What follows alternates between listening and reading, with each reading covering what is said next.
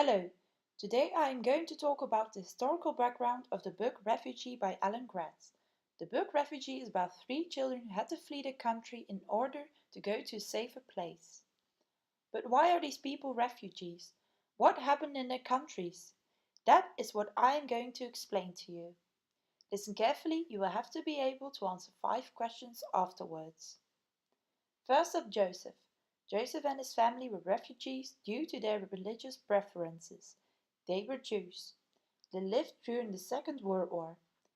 He and his family lived in Germany. That is a red dot on the map. But why did Jews have to flee?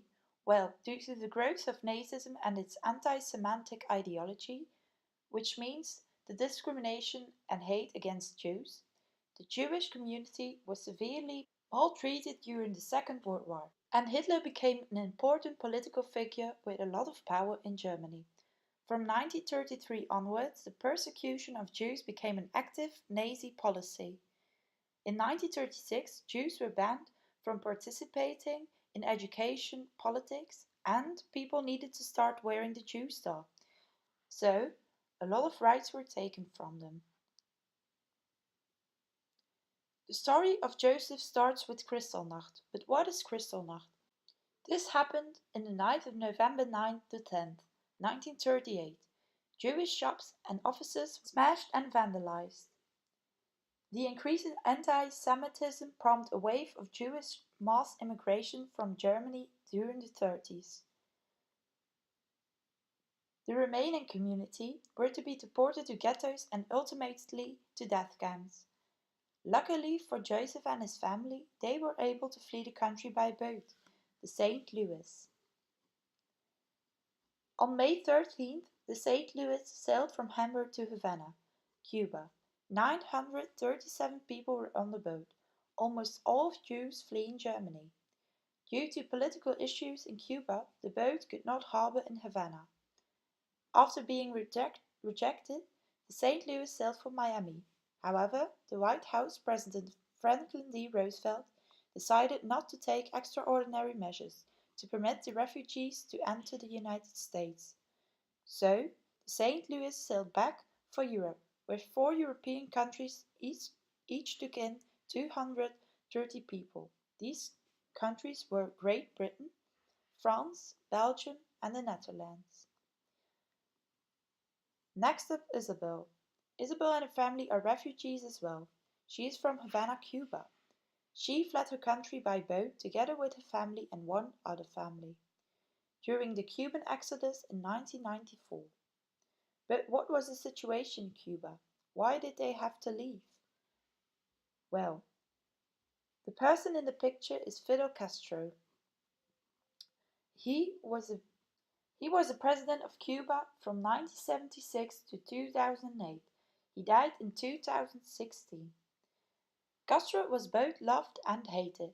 Castro promised to restore the democracy, although he wanted to make it a socialist state. In short, that means that each and everybody would be equals, earn the same amount of money and get the same amount of food. But he was hated because he began to impose some radical reforms. Members of the previous government were shot, independent newspaper was shut down, and he admitted that he was holding political prisoners. Later, Cuba moved into the Soviet bloc, which was also socialistic.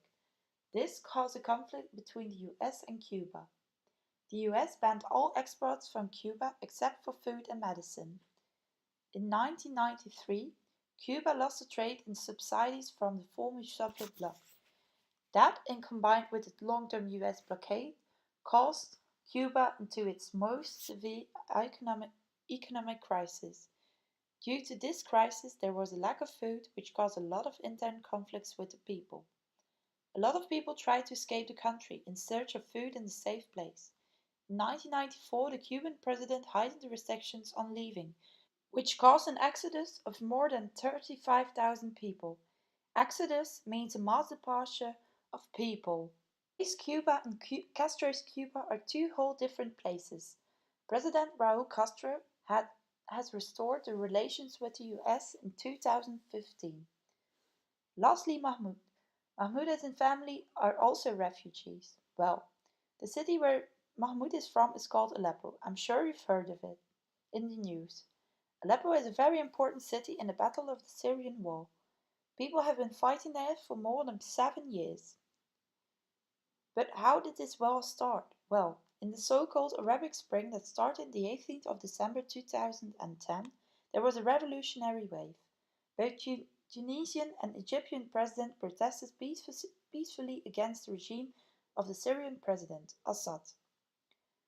But the protests met with a violent crackdown by Assad. He tortured and murdered many civilians. This spurred further unrest in Syria.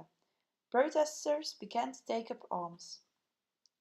In short, the conflicts are between, on the one hand, the pro-governmental troops, which are the regime forces by President Assad, and the rebel forces. But there are also some foreign countries such as Russia, Iran, and the US who are meddling the pool. But why is Aleppo so important? Well, Aleppo is the biggest urban rebel-held area, so it has a significant meaning in the war. It used to be a very beautiful city with a lot of economic growth and historical places, but due to bombings the city is almost completely destroyed. How is the situation now? Well, the war is far from over. There are still bombings and attacks every day. More than 500,000 people have been killed as a result of the war, and 4.8 million people have fled the country. Well, now that you know the historical and political background of the character's situation, you should be able to answer a few questions.